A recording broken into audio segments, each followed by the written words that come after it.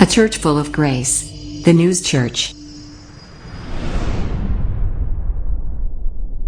세계적으로 또한 범국민적으로 전염병 코로나19를 통해서 고난이 아직도 가시지가 않았음에도 불구하고 또 가정과 각 개인과 직장과 사업, 저는 자세히는 잘 몰라요. 그래도 하나님께서 이 시간 저를 통하여서 여러분들을 위로하고 힘을 주시라는 그러한 제가 명을 받고 말씀을 준비하면서 여러분들을 위해 기도할 때 많이 눈물이 났습니다. 그래도 말씀 제목 그대로 고난은 실패가 아니다.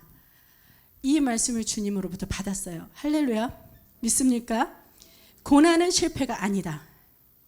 우리 한번 따라해 보실까요? 시작. 예, 고난은 실패가 아닙니다. 이 고난 중에도 여러분 찾아오시는 여러분에게 실패가 아니라 성공으로 이끄시는 하나님의 역사하심을 보게 될 줄로 믿습니다. 자, 삶 가운데 우리가 이처럼 어려워하는 일이나 힘든 일도 괴로운 일들을 겪는 것을 우리가 고난이라고 합니다. 그렇게 표현을 해요. 이 고난으로 많은 아픔과 상처 그런 걸 겪기도 하고요. 또 고난이 찾아오면 우선 두려워져요. 혹시 지금까지 이루어왔던 모든 것을 다 내가 잃어버리는 게 아닐까? 혹시 열심히 읽어왔던 나의 일들이 나의 계획대로 다 이루지 못하면 어떡할까? 뭐 이런 고민에 빠지는 겁니다. 이러한 두려움이 거기에 고난까지 더해져서 결국 실패가 따라올 것만 같은 거예요. 자, 그럼 이런 상황과는 반대로 지금 현재 성공의 가도를 걷고 있다고 가정해 봅시다.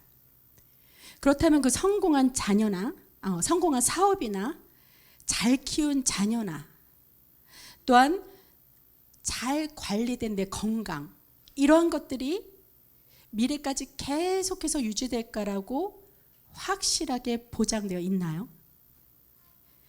현재 사업 자금을 많이 확보하고 있는 그 대기업이라 할지라도 미래를 위해 기업의 유지와 발전을 위해 끊임없이 연구하며 노력을 멈추지 않고 있습니다. 이러한 노력은 사업 확장의 욕구도 있겠지만 지금 현재 성공의 상태가 미래까지 보장될 것이라 확정짓지 못하기 때문일 거예요. 자, 예를 들어 우리나라 대기업 중에 3대 기업이 있죠. 어디? 이 기업은 너무 공식적인 거라 이렇게 얘기를 해도 괜찮을 것 같아요. 삼성, 또 현대, LG. 예, 봐요. 모든 국민이 우리 더뉴스 교인들 다 알 정도면 모든 국민이 다 아는 것입니다.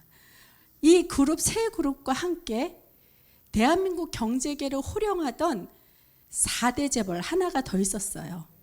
어디죠? 그것도 다 압니다. 우리 대우그룹이라고 은교 아니? 오, 10대도 하네요. 그럼 다 알고 있죠. 대우그룹이라는 데가 있었어요. 자, 이 그룹은 1967년에 창립되었는데 기업 규모를 점점 불려나가다가 급기야 IMF 시대를 맞던 그 1997년 외환의 위기를 맞아서 2000년에 모두 공중분해된 사례가 있었습니다. 자, 당시엔 결코 망하지 않을 것만 같았던 이 대기업의 부도 소식이요. 얼마나 저 개인적으로도 놀랍고 황당했는지 몰랐어요. 저 사실은 이때 제가 부도 나기 바로 일부 직전에 대우 아파트를 제가 분양을 받게 됐거든요. 하나님이 허락을 하시지 않았는지, 예, 제가 지금 대우 아파트에서 살지 않는 걸 보니 예, 맞죠? 자, 또 자녀는 어떻겠습니까? 자녀를 보면요, 초등학교 되니까 매일매일 100점만 받아요. 그리고 중고등학교 때 항상 1, 2등을 다투고, 그래서 대학을 좋은 성적으로 들어갔습니다.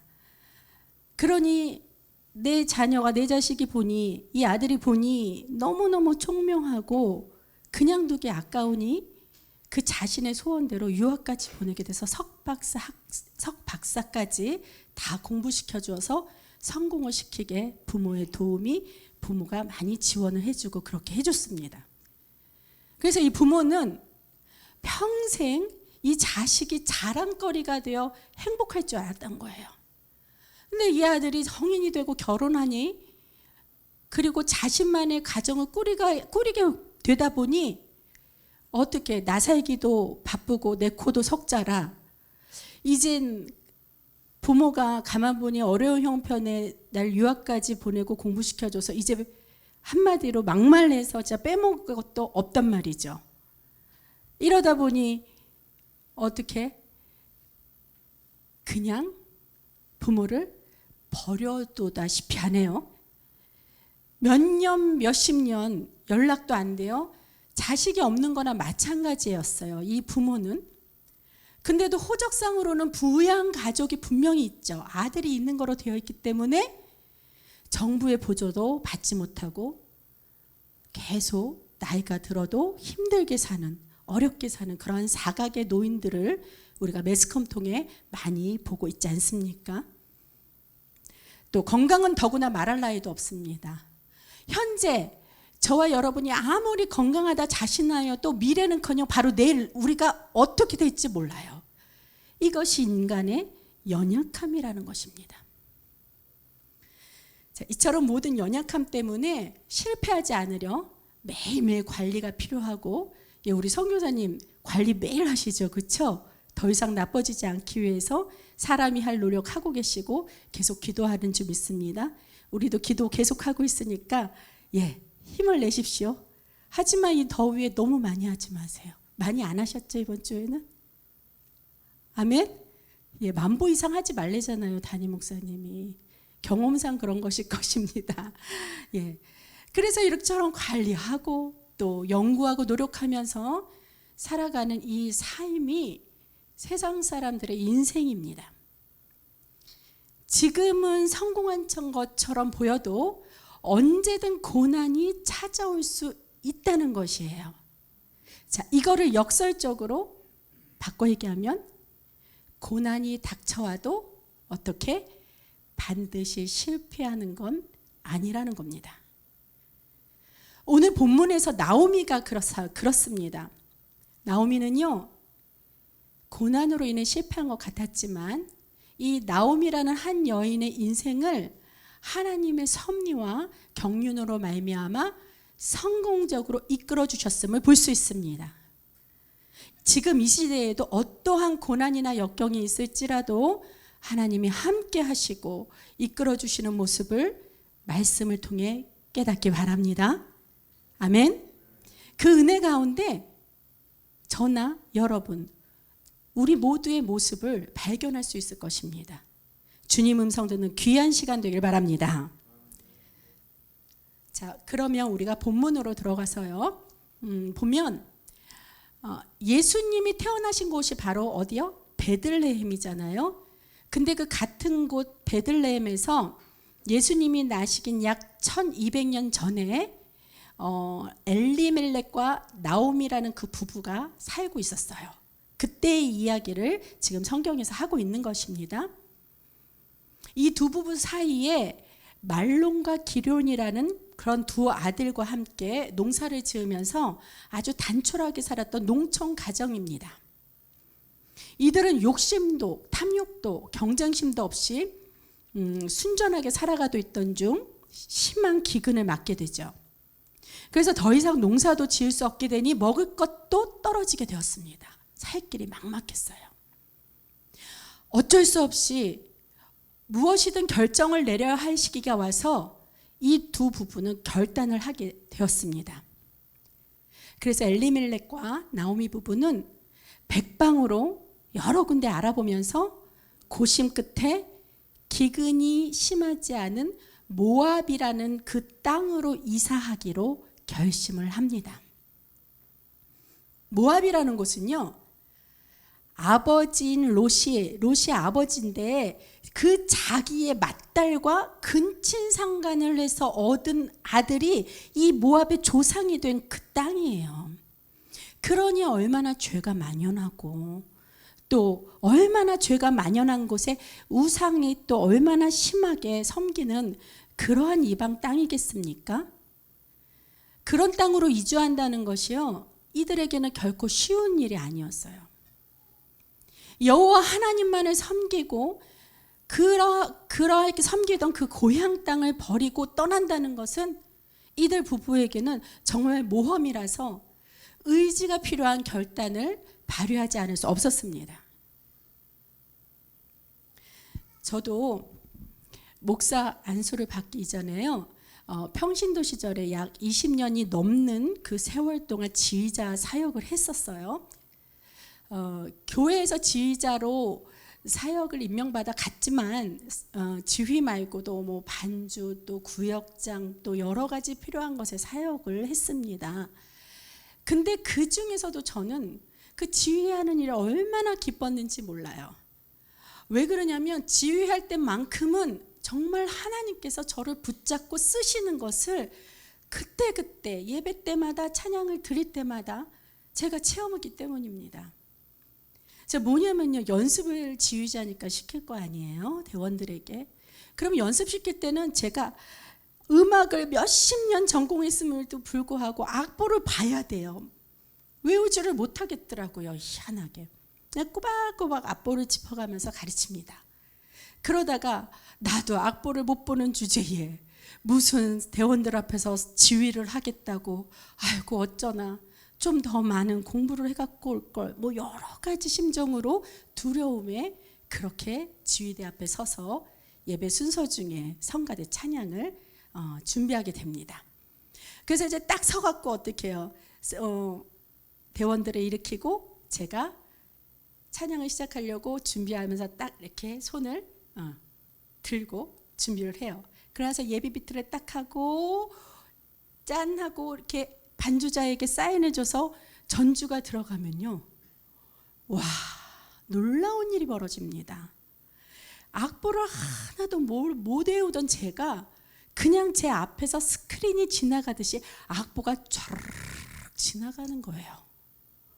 이 체험을 하니 그래서 제가 악보를 안 보고 그 찬양하는 그 순간만큼은, 하나님께 드려지는 그 시간만큼은 성가대원들의 눈과 눈을 마주치면서 지휘를 하고 최선을, 그 시간에 최선을 다해서 연합을 해서, 그래서 하나님께 찬양으로 영광을 돌릴 때 교인들이 아멘 하고 막 박수를 막 칩니다. 저는 알아요, 그 아멘의 박수가 저한테 하는 게 아니라 하나님한테 은혜 받아 감사해서 하나님한테 올리는 그 영광의 박수인 걸 압니다. 근데 지휘자에서 내려오고 나서 사람들과 교인들과 교제를 나누고 그럴 때 저와 같이 이렇게 얘기를 나누는 그런 기회가 되면, 아이고 지휘자님 오늘 은혜 많이 받았어요 막 이러면서 저를 격려해주고 또 감사 인사를 제가 받기도 합니다. 근데 그도 그럴 것이, 듣는 사람도 그렇게 하나님이 이 은혜가 임하였는데 지휘를 하는 저 당사자는 직접적인 체험을 한 거지 않습니까? 그러니 얼마나 그 지휘하는 것을 제가 좋아하고 얼마나 사모했겠습니까? 저에게는 더더욱이나 은혜가 아닐 수가 없었어요. 자, 그렇게 해서 지휘라면은 정말로 목숨 걸다시피 무엇보다도 우선해서 했던 저인데, 그렇게 약 한 6년 정도 지났어요. 근데 교회에서 사람들을 통한 고난이 옵니다. 그래갖고 이것을 이기다 결국은 어쩔 수 없는 어떠한 사건으로 인해서 제가 결국 그만둘 수밖에 없었고 다른 교회로 하나님께서 또 옮겨주셨어요. 근데 그 교회에서도 약 6년 정도 지나니까 또 갑자기 잘하던 오른쪽 여기 팔꿈치에서 이유를 모르겠어요, 엘보라고 합니다. 그래갖고 움직일 수가 없게 되는 거예요. 그러니 저는 지휘사명을 정말 생명처럼 여겨내 최선을 다하고 있었는데 그래서 제가 내려놓을 수밖에 없었더니 다들 아쉬워합니다. 담임 목사님도 그렇고 우리 성가대원도 지금 지휘자님하고 눈 마주쳤고 입맞춤한 게 몇 년인데 지휘자님 놓으시면 어떡해. 그래서 알겠습니다. 그러면서 최선을 다해본다고 오른손은 여기다 가만히 놓고 왼손 하나로만 지휘를 해봅니다. 그래도 전혀 부족함이 없었어요. 얼마나 하나님이 영광을 받으시는지. 그렇지만 어떠한 또 계기로 인해서 그 교회를 나오게 됐습니다. 그 교회에서는요, 제가 평생 그 교회, 그때 돼서는 저나 우리 목사님이나 평신도였죠. 그때 목사님도 같이 어느 정도 나이가 있었기 때문에 그곳에서 끝까지 평생 섬기는 교회가 될 줄 알았어요. 근데 하나님은 관건적으로 옮기게 하시는 이유를 하나님이 그 상황과 여건을 만드셔서 우리가 나오게 됩니다. 울면서 나왔어요. 근데 제가 지금 이렇게 여기 서 있는 것을 보니 그때의 고난이 제가 지휘자로서 실패하게 된 것이 아니라 하나님의 섭리함으로 말미암아 더뉴스 교회를 여기에 설립하게 하시고 여러분을 만나게 하셔서 이렇게 한 교회를 섬기도록 베풀어 주신 그런 은혜란 걸 깨닫게 되니 얼마나 감사한지 모르겠습니다. 자, 지나고 보니까요, 약 7년마다 지휘 사역을 위해 이렇게 교회를 옮기게 되었어요. 다시 아까도 말씀드렸지만 제 개인적으로 이렇게 교회를 옮겨 다닌다는 것이 참 심적인 고통이 컸습니다. 근데 저는 지휘 때문에 그렇다 치지만 그 당시 저희의 남편인 우리 목사님은 그때 목사님이 아니었어요. 똑같은 평신도였는데 집사님이었는데 무슨 죄가 있다고 저 때문에 같이 옮겨 다녔겠습니까? 우선 우리 부부가 같은 한 곳에서 신앙생활을 해야 그게 은혜스러울 것 같았고 그런 믿음은 있었고 평상시에 24시간 늘 붙어 다니는 거 아시잖아요. 근데 예배 때만 떨어져 있는다는 것이 저희에게는 너무너무 그것이 용납되지 않았어요. 그래서 항상 예배까지도 그렇게 같이 옮겨 다녀야 했기 때문에 저는 우리 남편에게 너무 미안한 마음이었습니다.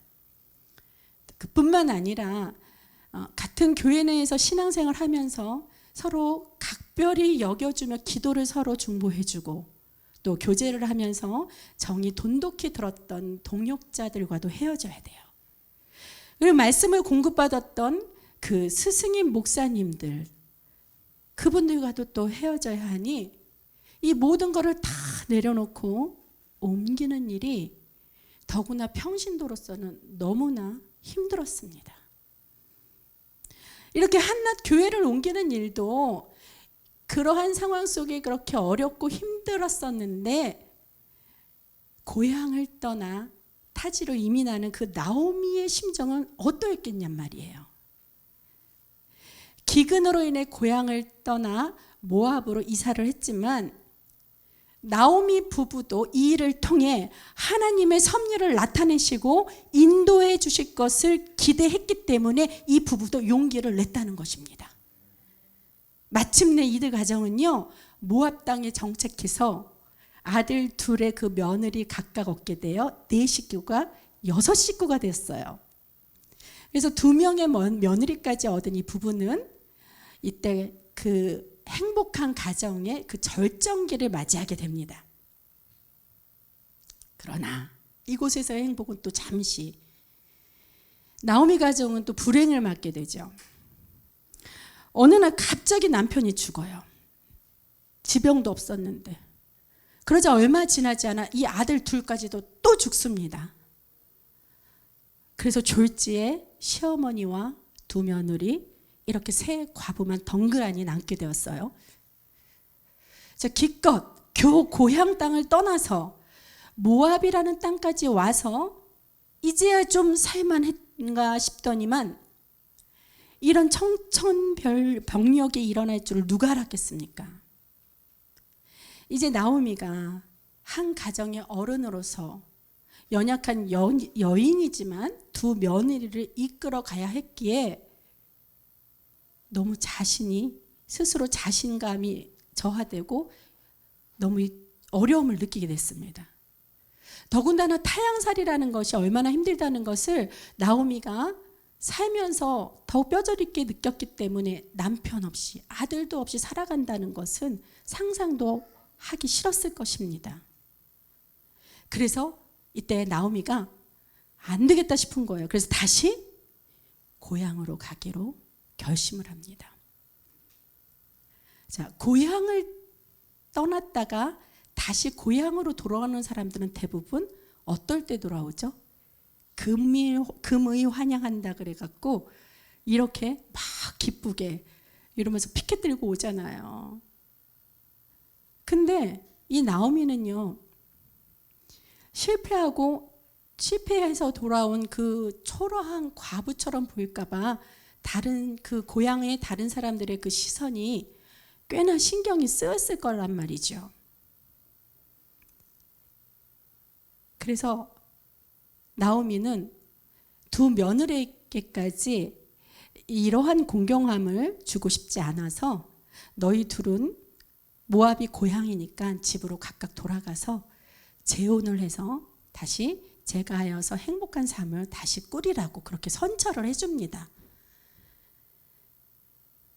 나오미가 이 시대에 이렇게 해줬다는 것은 보통 인자한 시어머니가 아니에요. 지금도 만약에 아들이 죽고 며느리만 남았다면 어떻게 돼요? 네가 어딜 가? 여기서 나 봉양해야지. 아직까지도 그러는 분들 계셔요. 그렇죠?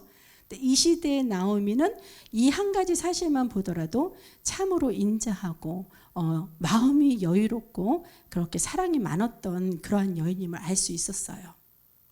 그래서 큰 며느리는 그 시어머니가 그렇게 얘기하니 할 수 없다는 듯이 자기 집으로 돌아갔는데 그 둘째 며느리 룻은 집으로 가지 않고 시어머니와 함께 가겠다는 그런 굳은 의지를 보입니다.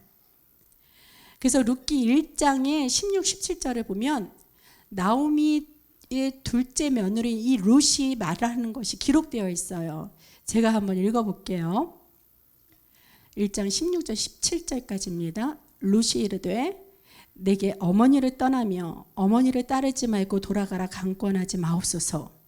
어머니께서 가시는 곳에 나도 가고 어머니께서 머무시는 곳에서 나도 머물겠나이다. 어머님의 백성이 나의 백성이 되고 어머니의 하나님이 나의 하나님이 되시리니 어머니께서 죽으시는 곳에서 나도 죽어 거기 묻힐 것이라. 만일 내가 죽는 일 외에 어머니를 떠나면 여호와께서 내게 벌을 내리시고 더 내리시기를 원하나이다 하는지라. 아멘. 이런 말씀이 기록되어 있어요. 룻이 이렇게 얘기했다는 거예요. 자, 쉽게 표현하자면 룻이 시어머니에 대해 의리를 지키겠다는 그런 말이에요. 나는 시어머니 버리지 않겠습니다. 의리를 지키겠습니다. 근데 이 의리는요, 여기서 의미가 참 깊어요. 이 의리가 단순한 사람과 사람과의 그 의리도 있지만 그 관계의 범위를 뛰어넘어서 어머니가 믿는 그 믿음의 신앙 안에서 지켜지는 의리를 저버리지 않겠다는 표현입니다. 제가 여러분에게 읽어준 말씀 가운데 이런 말이 있었잖아요. 어머니의 백성이 나의 백성이 되고 어머니의 하나님이 나의 하나님이 되시리니 라는 그 표현이 잘 알려주고 있는 거예요. 그래서 나오미와 룻의 관계에서 우리가 깨달을 수 있는 건요, 내가 신앙의 본이 될 때 주변 사람들은 물론 믿지 않는 사람들에까지 그 신뢰를 바탕으로 믿음의 영향력이 발휘됨을 우리가 알 수 있는 겁니다. 신앙의 본이 된다면 전도도 스스럼 없이 자연스럽게 될 것이에요. 우리 더뉴스 가족들도 전도하며 믿음 안에서 신앙의 의리를 지켜나가는 축복의 모든 사람이 되기를 축원합니다.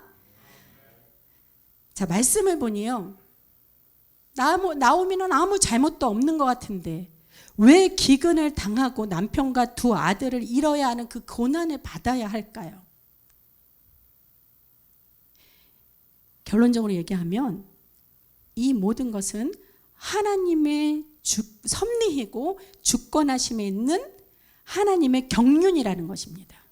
하나님의 섭리, 주권하심, 하나님의 경륜. 내 팔자가 왜 이렇게 사납노? 이러며 팔자 타랑하며 억울해하면서 울고 불고 할 법도 한데, 나오미는 자신이 아무리 이해할 수 없는 고난을 당하였더라도 원망하지 않고 기도와 인내로 하나님의 인도를 구하였습니다. 자, 그러면 이 시점에서 여러분도 잠시 한번 생각해 보시기 바랍니다. 여러분도 고난이 닥쳐왔던 여러 번의 시기가 과거에 있었을 것입니다. 그럼에도 불구하고 여기 앉아 계신 여러분들은 이 믿음의 자리를 지금까지 지켜낸 것입니다. 아멘입니까? 여러분의 의지와 노력이 아니었다면 이렇게 이룰 수 없었을 것입니다. 자, 그럼 이렇게 믿음을 잘 지켜냈다고 우리가 잠시 칭찬 좀 하면, 칭찬 좀 해도 좋아요. 하지만 여기에서 끝나는 것이 아니라 우리가 조금 더 깊게 생각해 본다면, 내가 계속해서 이렇게 내 자신의 자신감을 불어넣기 위한 칭찬까지는 좋지만 이 칭찬이 지나치다 못해 우리가 교만까지 간다면 위험에 빠질 수 있다는 겁니다. 조금만 더 깊게 생각해 볼게요. 이러한 모든 은혜들이 온전히 내 힘과 내 의지의 노력으로만 됐냐 하는 거죠. 자, 그렇다면 지금 다가온 고난을 왜 또 힘들어하고 그리고 아직까지도 문제를 스스로 해결하지 못하고 있느냐 말이에요. 아니면 만약 나는 지금 고난이 없어, 나는 지금 행복해, 이렇게 자신하는 분들이 계신다면 내가 죄가 없고 의롭기 때문에 내게만 고난이 비껴가는 것일까요? 이러한 의문점들을 한번 생각해 볼 때 이 의문에 대한 답을 시원하게 말할 수 있는 자는 아마도 없을 것입니다. 왜냐하면 우리는 죄로 인해 결코 의롭지 못하기 때문이에요. 오직 예수님의 보혈을 의지하며 의롭다 함을 칭함받음을 늘 기억하기 바랍니다. 자, 내가 지금까지 잘 지내오면서 굳건히 이 자리를 지킬 수 있었던 것은 나의 의지와 노력도 있었지만 예수를 우리 구주로 믿는 그 믿음으로 은혜를 받아 하나님의 자녀가 되었으니 우리의 고난을 감당하고 이길 수 있도록 힘 주신 예수님의 십자가 공로가 더 크다는 것을 우리는 늘 기억하고 깨달아야 한다는 것이에요. 그런 주님 앞에 늘 감사하며 언제라도 고난이 닥칠 때마다 주님만을 의지하면서 더욱 경건한 믿음의 사람이 되어 승리하시길 축원합니다. 나오미가 그랬어요. 나오미는 고난의 이유를 도저히 알 수 없었지만 하나님의 주권과 섭리하심에 자기 자신을 겸손히 굴복시켰어요. 이런 한 여인의 겸손함과 신실한 믿음으로 말미암아 룻이라는 며느리를 얻었고, 또 비록 이방 땅의 며느리였지만 이방인도 혈통이 아닌 믿음으로 구원받는다는 진리를 나오미의 그 며느리인 룻을 통해 주님께서 확증해 주신 것입니다. 그러면 우리도 이방 땅의 하나님 자녀가 되었어요. 그러니 우리의 구원도 확실하지 않겠습니까? 아멘. 그리고 룻은요, 아무 희망이 없어 보였지만 시어머니의 신앙을 따라 의리를 지켰더니 구원을 얻을 뿐만 아니라 죽은 남편의 친족인 그 부를 가진 보아스와 결혼하여서 오벳이라는 아들을 낳게 돼서 그 부와 명성 가운데 아들을 또 잘 기르게 됩니다. 그래서 나오미가 아들을 다시 얻은 거예요. 네, 이 시대에서 이 신앙의 계보를 얘기할 때 우리처럼 뭐 손자다, 뭐 증손자 이렇지 않고 그냥 그 계보에서 나온 건 다 아들이라고 여깁니다. 그래서 나오미가 오벳이라는 아들을 갖게 됐고, 또 오벳은 누구를 낳았나요? 이새를 낳고, 이새는 다윗을 낳았죠. 그리고 그 다윗의 혈통을 받아 예수님의 탄생과 계보를 얻게 되는 명문 가문이 되었다는 것입니다. 자, 여기서 우리가 알아야 될 것이 있는데요. 그것은 우리가 세상 살면서 참 중요한 사람을 만나게 된다는 것입니다. 나오미에게는 룻이 되었고요. 그렇죠? 룻과 나오미의 관계 중요한 사람이었어요. 또 룻은 누구? 보아스라는 중요한 사람을 하나님께서 만나게 해주신 것입니다. 결코 우연이 아닙니다. 이 뭐 건전가요도 있잖아요. 우리 만남은 우연이 아니라, 이거를 부른 이 가수가 아주 독실한 크리스찬이라고 해요. 예, 이러면서 은근히 이제 하나님의 뜻을 전하는, 예, 이런 것도 참 은근한 좋은 방법인 것 같아요. 나오미와 룻의 만남, 또 룻과 보아스의 만남은 그 과정에서 고난이 있었지만 그 고난 가운데서도 하나님의 주선이 있었기에 은혜로 만날 수 있다는 것을 한 번 더 기억하기 바랍니다. 자, 우리도 고난에 당할 때 중요한 사람을 하나님이 보내주셨습니다. 여러분, 누굽니까? 여러분에게 그 하나님이 보내주신 중요한 사람이 누구라고 생각합니까? 누구요, 안 집사님? 할렐루야. 저는 제 막내 동생 이럴 줄 알았어요. 예, 그래서 근데 역시 100점짜리 대답입니다. 정말. 이게 마음이 없으면, 내 마음에 예수님을 품고 있지 않으면 그런 대답이 나올 수가 없어요. 자, 하나님이 저와 여러분을 얼마나 사랑하시면 하나님 당신 자신이 직접 사람의 육신을 입고 우리에게까지 직접 찾아오셨겠습니까? 고난은 때때로 나의 죄나 실수로 인하여 찾아오기도 합니다. 그리고 나오미처럼 하나님의 섭리로 인해 내가 알 수 없는 고난이 올 때도 있다는 거예요. 우리는 어떠한 종류의 고난이든 피하려고만 하지만 예수님은 보십시오. 오히려 고난을 선택했습니다. 저와 여러분에게 닥쳐온 이 모든 고난을 우리가 직접 짊어지지 않게 하려고, 나 대신 짊어지시고 담당하시려고 우리가 버리려 했던 그 고난을 오히려 예수님이 취하시고 십자가까지 짊어지신 그 예수님이 우리 곁에 계시는 것이 가장 큰 복임을 깨닫기 바랍니다. 그러므로 여러분은 고난으로 인해 실패하지 않습니다. 고난은 실패가 아니라 살아계신 하나님을 나타내는 하나님의 섭리이자 깨닫게 해주시려는 은혜입니다. 믿으십니까? 그러면 이 은혜로 말미암아 오히려 우리는 기뻐해야 하는 것이에요. 성경에 이런 말씀이 있습니다. 현재의 고난은 장차 우리에게 나타날 영광과 비교할 수 없도다. 로마서 8장 18절 말씀이에요.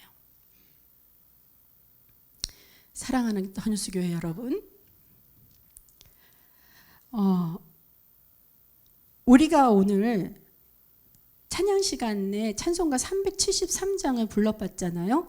그 중에 2절 가사에 저는 부르면서 정말 또 하나 깨달은 은혜가 있었습니다. 2절 가사가 이렇게 있어요.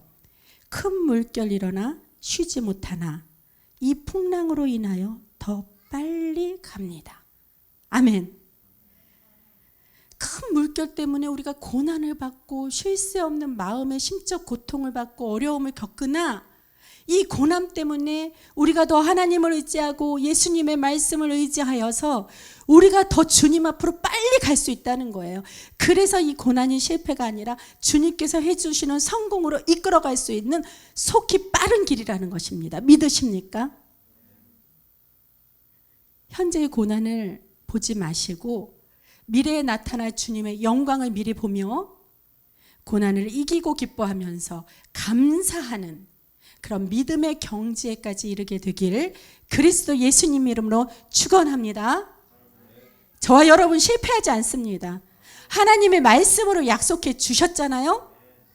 그러므로 염려하지 마십시오. 말씀의 결실을 맺지 못하는 이유 중 하나가 염려라 하였습니다. 마태복음 13장 12절에서 하나님의 약속의 말씀이 가시떨기에 뿌려졌다는 그 비유를 들어 예수님께서 설명하고 계셨어요. 그 가시떨기에 말씀이 뿌려졌다는 것은 우리가 말씀은 실컷 들어요. 이렇게 예배 자리에 나와서 주의 종을 통해서 이렇게 말씀을 듣습니다. 그러나 듣고 딱 나가면 세상에 나가면 그 세상의 염려와 재물의 유혹에 말씀이 막혀서 결실하지 못한다고 해요. 이것이 가시떨기에 뿌려졌다는 그러한 비유가 됩니다. 이 염려한다는 거는요. 그래서 하나님께서 일하시고 계심을 믿지 못하거나 하나님이 일하신다고 머리로는 우리가 다 알고 있어요. 그렇지만 그 능력을 믿지 못하는 것과 마찬가지라는 거예요. 이 염려가. 이것은 하나님을 멸시하거나 하나님을 천대시해버리는 것과 동일하므로 결코 그런 자에게는 하나님의 능력을 펼치지 않으신다는 겁니다. 도와주시지도 못한다는 거예요. 우리가 주님을 향한 믿음의 자리를 지킨다는 것은 염려하지 않고 오직 우리 주 하나님만 신뢰하고 신실하신 하나님만 의지한다는 우리의 표명으로 주님이 참으로 기뻐하시는 일이 되는 것입니다. 더구나 주님의 영광을 위해 감사함의 찬양으로 주님의 마음을 감동시켰을 때 하나님께서 펼치시는 놀라운 역사하심을 체험할 수 있습니다. 우리는 예배 첫 시간 찬양할 때부터 우리가 그 찬양의 가사대로 주님께 믿음을 고백하였잖아요. 주님이 일하시네. 주가 일하시네. 주가 일하시네. 주께 아끼지 않는 자에게. 여러분들이 시간을 아끼고 물질을 아끼고 내 몸을 아꼈다면 이 시간에 이렇게 나와서 계실 수가 없어요. 아끼지 않고 주님께 모두 다 드렸음을 믿고 축복합니다. 그러한 신실한 하나님을 우리가 믿고 그리고 우리가 주님만 의지할 때 그렇게 주님께 찬양을 드리면서 주님의 마음을 감동시킬 때 놀라운 각 개인이 원하는 소원마다 이루어 주실 줄 그리스도 예수님 이름으로 다시 한번 축복합니다. 우리가 원치 않는 고난이라는 것을요 주님은 나보다 더 잘 알고 계세요. 그래서 예수님께서 그러한 저와 여러분의 고난을 택하시고 취하셔서 피 흘림의 죽으심까지 대신 담당하고 계신 것입니다. 그러므로 이 믿음의 자리, 예배의 자리를 내 육신이 죽어서 주님 곁에 갈 그날까지 끝까지 붙들고 놓지 않는다면 하나님의 축복의 자녀인 저와 여러분에게 고난이 실패가 아닌 성공으로 변화되는 주님의 역사하심을 체험케 될 것입니다. 그런 저와 여러분이 다 되기 그리스도 예수님 이름으로 축원합니다. 축원합니다. 기도하십시다.